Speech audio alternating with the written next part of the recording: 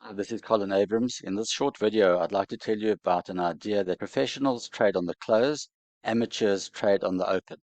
So in this chart, you can see the graphic result of a study done by Bespoke, where they compared buying on the close and then selling, closing out that position on the next day's open.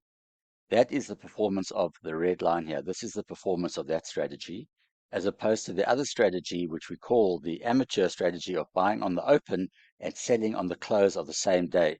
That is this dark blue line over here. And this, by the way, goes back to 1993.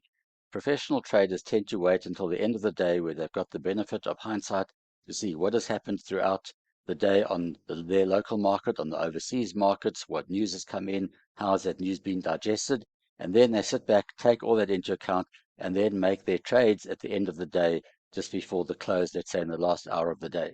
Whereas the amateurs, on the other hand, get home, they read the newspaper, put their feet up, they see something or on the internet that excites them, and the next morning, first thing, they jump into the market, and invariably they tend to regret it thereafter.